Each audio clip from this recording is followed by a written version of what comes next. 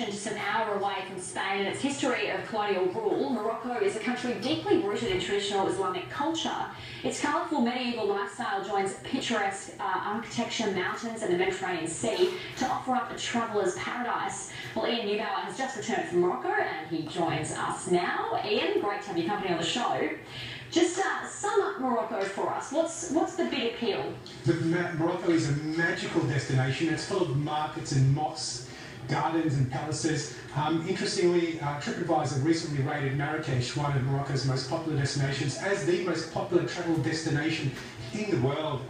Morocco is just one of those places that seems to be on everyone's bucket list. It's so unfamiliar, so different to anything we've ever experienced in this part of the world and in Asia. So it has a lot of famous cities: Casablanca, Marrakesh, as you mentioned, Fez, just to name a few. Where should you start? What sort of itinerary would you set up? Well, my trip, I started in Casablanca, but I left straight away. I flew in, I got a connection to Fez. Fez is one of Morocco's many medieval cities, but it's its largest one. There are 9,500 alleyways and lanes in Fez. It really is gigantic, and it's like living in a medieval city. These alleyways and lanes are so thin that cars can't fit inside, so there's only one way to get around, and that's by foot.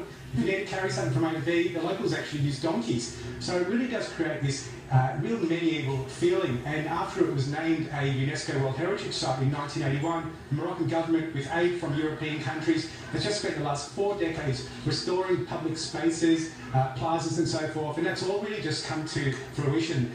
It's a great time to see all that work come to pass now and to see this beautiful city. So if a lot of the sort of getting around is by walking, where should you stay in Fez? Is there sort of a central location that you should stay? Well, along with the restoration of public spaces, there's been small investors who have come in and turned many of the old mansions of Fez into small luxury hotels. I stayed in one called Palais Armani. It's owned by an Australian woman called Jemima. Well, she was born in Sydney, grew up in France, married a Moroccan man, then they moved to Fez and spent 5 years renovating an old Rio. Now, you think you had a hard time renovating your bathroom or your kitchen, imagine renovating a 500-year-old palace. Anyway, they did a magnificent job. There are 14 rooms, all with marble bathrooms, and on the roof there is a restaurant and bar with 360-degree views of the city. It's a great place for sunset.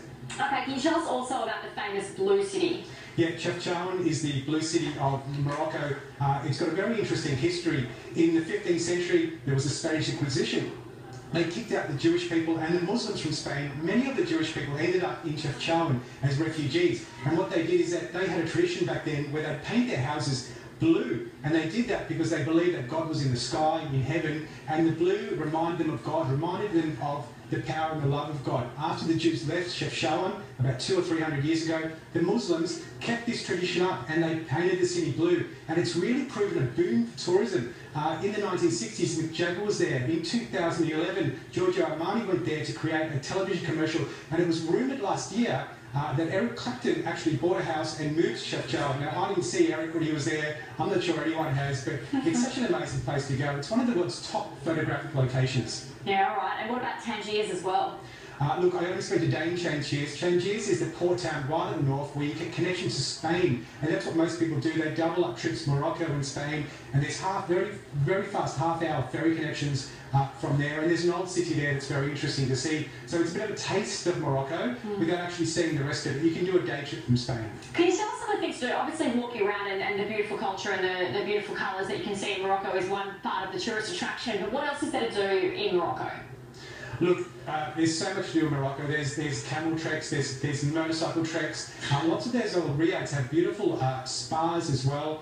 There's a little bit of a golf course culture starting to come along, but it's really all about the markets. Seeing the markets in the old cities, you know, buying an old rug, getting a shawl, you know, finding a pastry shop, getting lost in the markets. That's what it's all about. You speak about pastry, but Moroccan food is world famous. Tell us about some of the best food experiences to have there. Well, the Moroccans are so hospitable, and when it comes to food, they don't mess around. As soon as you sit down, you get some Moroccan flatbread straight out of the oven, okay? Some marinated olives, and then some aubergine dip. But I think the most memorable food experience I had was actually in Tangiers, where I found a little restaurant, a burger bar called Mickey's. And I went in there and I just said, I'll have one please, because they only seem to have one thing on the menu.